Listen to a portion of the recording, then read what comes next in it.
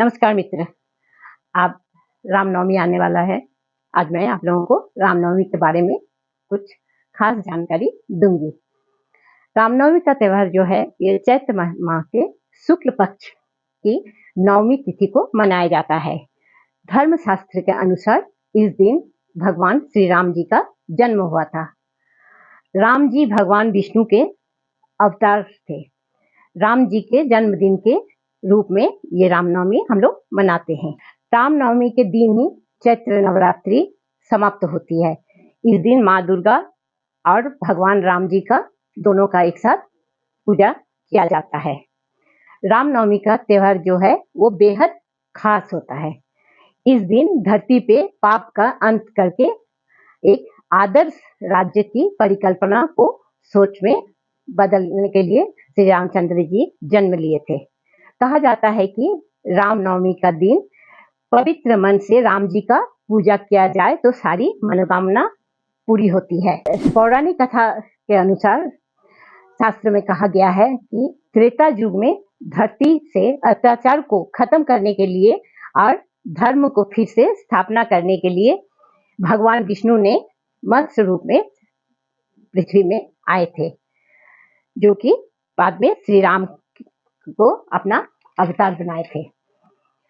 भगवान राम के जन्मदिन के इस रूप में रामनवमी का पर्व बहुत धूमधाम से हम लोग मनाते हैं। रामनवमी का दिन चैत्र नवरात्रि का समापन होता है। रामनवमी का पर्व धरती पर परमात्मा को बहुत शक्तिशाली के रूप में प्रतीक किया जाता है। भगवान राम जी का जन्म लेने के एक ही मकसद था, रावण जैसा दुष्ट को नाश करना। रामनवमी के दिन सूर्य भगवान का भी पूजा किया जाता है। सूर्य को शक्ति का प्रतीक माना जाता है। हिंदू धर्म में मान्यता है कि सूर्य को भगवान राम जी का पूर्वज के रूप में लोग मानते हैं। रामनवमी में अयोध्या में खास तौर पर इसे मनाया जाता है।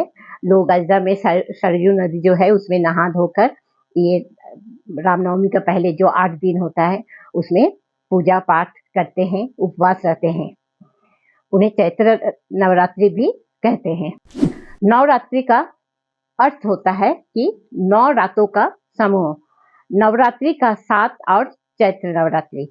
हिंदू धर्म में इन्हें खास तौर पर मनाया जाता है। इस दौरान माँ दुर्गा के 9 अलग अलग रूपों का पूजा भी किया जाता है धरती पर। इसी के साथ 9वें दिन राम जी का भी पूजा किया जाता है। माना जाता है कि इस दिन माँ दुर्गा धरती पर, ये 9 दिन जो होता है, ये 9 दिन माँ दुर्गा धरती पर ही रहती है। माँ दुर्गा का पहला दिन जो होता है उसमें माँ दुर्गा का जन्म हुआ था, और दूसरा दिन जो होता है वो दूसरा दिन माँ दुर्गा ब्रह्मा जी से कहकर धरती का सृष्टि करवाए थे। और नवरात्रि का जो तीसरा दिन होता है उसमें भगवान विष्णु ने मत्स्य रूप में जन्म लिए थे और पृथ्वी का स्थापना किए थे।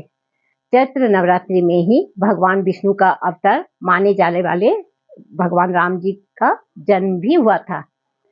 नवरात्रि में 8 दिन उपवास रहकर 9वें दिन कुमारी कन्याओं को पूजा किया जाता है, आदर सत्कार किया जाता है। मान्यता है कि श्री राम जी ने भी देवी दुर्गा की पूजा की थी। कहा जाता है कि इस दिन गोस्वामी तुलसीदास जी ने रामचरितमानस का रचना का आरंभ किया था। ठीक है दोस्तों, अगर ये जानकारी आप लोगों को अच्छा लगा तो आप लोग जरूर सब्सक्राइब कीजिए, लाइक कीजिए, शेयर कीजिए। नमस्कार।